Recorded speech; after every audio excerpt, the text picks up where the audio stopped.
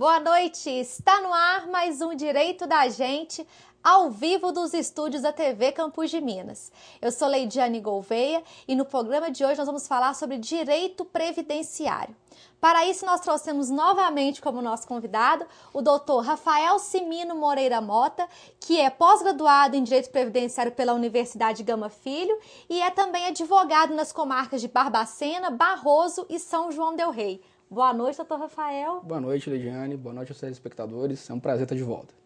Bom, o direito previdenciário, ele rege as relações entre cidadãos e os sistemas de previdência, e cujo sistema nós iremos tratar hoje, que é o INSS.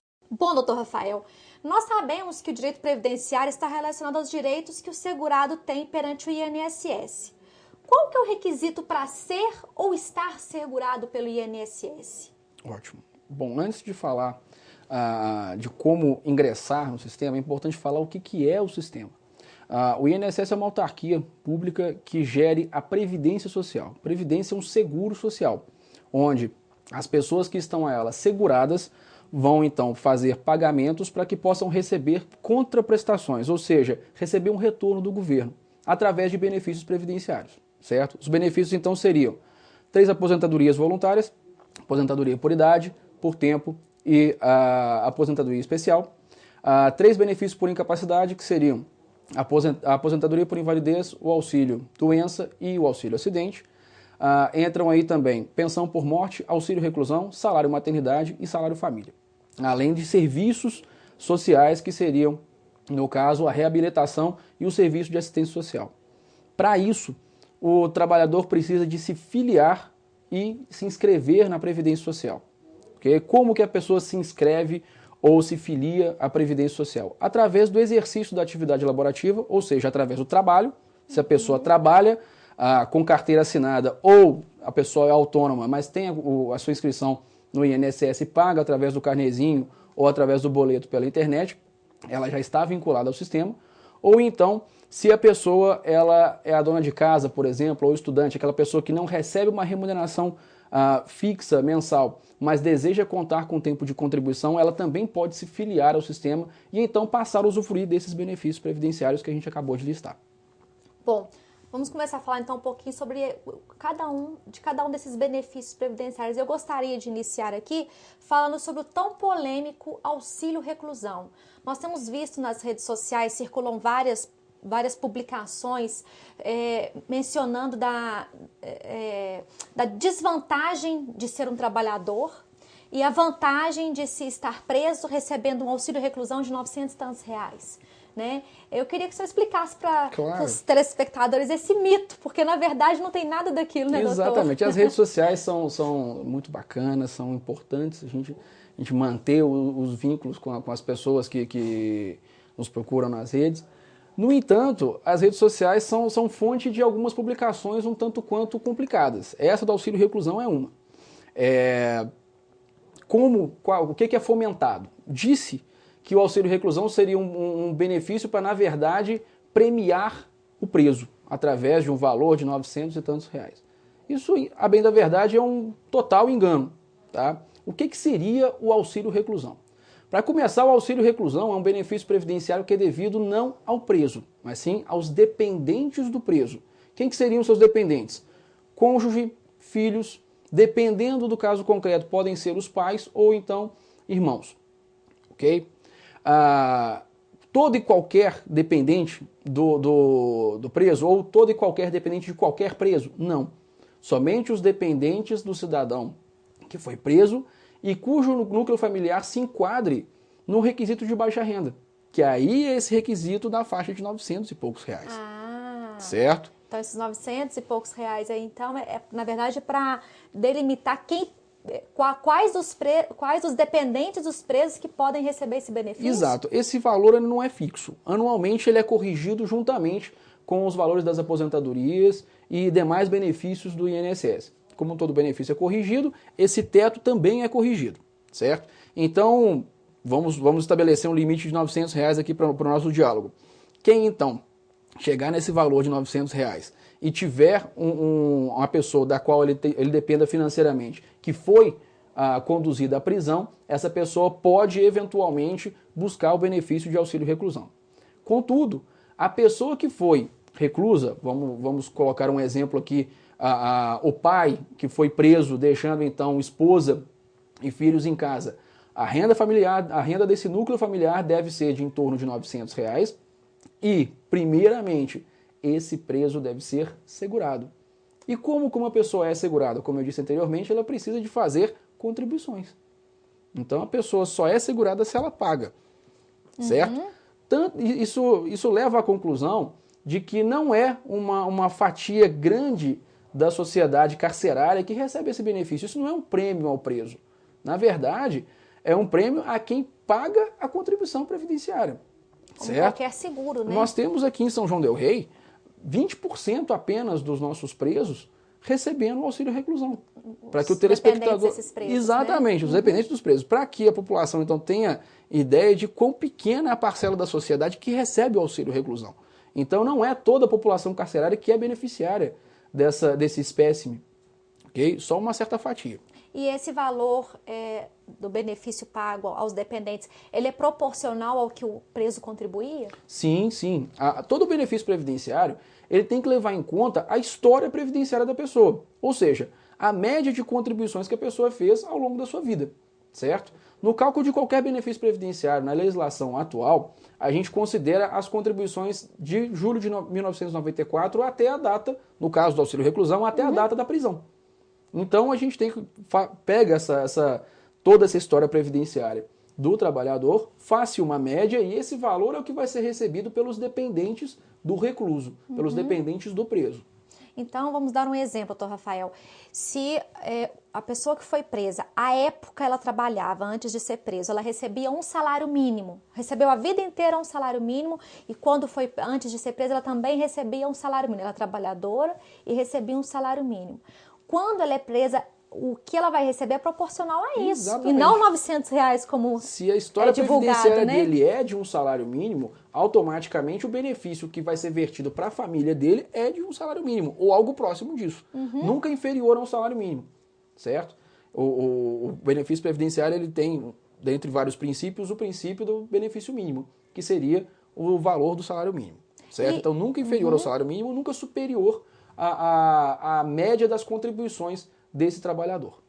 E no caso, o prazo de pagamento desse auxílio reclusão é durante todo o tempo que a pessoa estiver reclusa, paga esse benefício aos dependentes dele? O auxílio reclusão ele tem algumas peculiaridades. Para que a família do recluso possa receber o auxílio reclusão, esse recluso não pode estar aposentado, esse recluso não pode estar recebendo qualquer outro tipo de remuneração ou qualquer outro tipo de benefício previdenciário. Exemplo, o cidadão que é preso, mas está recebendo auxílio-doença. Ele então não vai receber auxílio reclusão, por mais que ele se enquadre nos requisitos. Ele não recebe. A família não recebe? Não, porque já está recebendo o auxílio-doença. Então, qual vai ser a renda da família? Sim, o do auxílio eventualmente doença. a renda da mãe e a renda proveniente do auxílio-doença, em que pese o pai está recluso, em que pese o pai está preso. O pai se recuperando da debilidade, da doença que ele adquiriu, e retomando a capacidade laborativa, ele não vai poder voltar ao trabalho, porque ele está preso. Aí, então, ele pode pleitear o auxílio reclusão. Corretíssimo. Certo? Então, o auxílio reclusão, ele vai perdurar enquanto houver a penalidade prisional, seja ela cautelar ou definitiva. Enquanto houver a prisão, o preso pode vir a requerer e automaticamente receber o auxílio reclusão. Mas isso não quer dizer que, por exemplo, se ele tiver alguma doença ou se ele completar tempo para fim de aposentadoria, que ele vai continuar recebendo auxílio reclusão. Muito pelo contrário. Pode transformar aquilo em outro tipo de benefício. Vai ser substituído, certo? Nunca acumulado. Até mesmo porque nós temos que pensar que os dependentes do preso, eles também não têm culpa de nada, Exatamente, né? exatamente. O Estado não pode deixá-lo amigo, ainda mais levando-se em consideração que ele era um contribuinte do sistema. Exatamente. Temos duas situações aí que nós temos que analisar com muita frieza. Primeiramente, um aspecto do direito penal, que a pena ela é personalíssima, ou seja, ela só atinge a pessoa do preso, não o seu núcleo familiar. Apesar de gerar um efeito psicológico para o núcleo familiar, você vê um ente querido preso, mas a pena é personalíssima. E o segundo aspecto é uma retribuição do sistema aos pagamentos que o cidadão fez. Ele sendo um delinquente ou uma pessoa de bem, ele pagou. E se ele pagou e cumpriu requisitos, ele merece uma contrapartida. A Marilúcia do Matozinhos, ela fala o seguinte: já paguei 9 anos de INSS, mas agora não pago, pois não estou trabalhando. Eu tenho obesidade mórbida e pressão alta. É possível aposentar? Olha, no caso dela, seria primeiro importante verificar quanto tempo ela parou de contribuir. Porque todo e qualquer benefício previdenciário, ele só vai ser concedido mediante a qualidade de segurado. E a pessoa só vai ter a qualidade ou a característica de segurado se ela está pagando, certo? Mas não é imediatamente a pausa nas contribuições que vai gerar essa ausência de benefícios. Existe um período chamado período de graça em que as pessoas, de fato, não vão estar pagando e podem vir a receber o benefício de graça, certo? Esses períodos vão variar dependendo da categoria de contribuinte que essa senhora estaria enquadrada, do número de contribuições que ela efetuou, para que então a gente determine qual seria o prazo que ela poderia vir a receber o benefício previdenciário. No caso da obesidade mórbida, tudo isso depende de prova. Claro que simplesmente o aspecto físico do paciente não vai determinar a concessão do benefício. Ela precisa de passar por uma perícia e para isso ela precisa de exames detalhados, de laudos médicos bem consistentes, para que então caracterize como uma doença que a incapacite para o trabalho. Para então ela vir a receber ou auxílio-doença ou aposentadoria por invalidez, dependendo do caso.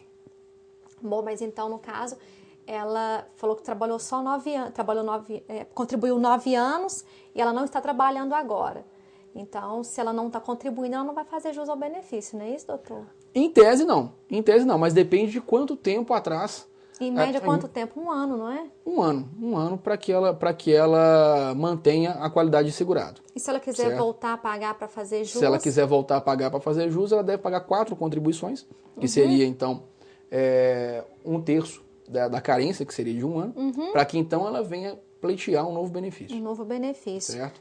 Bom, a Maria de Santa Cruz, ela fala o seguinte: meu marido tem 67 anos. Faltam 2 anos para completar 15 de INSS pago.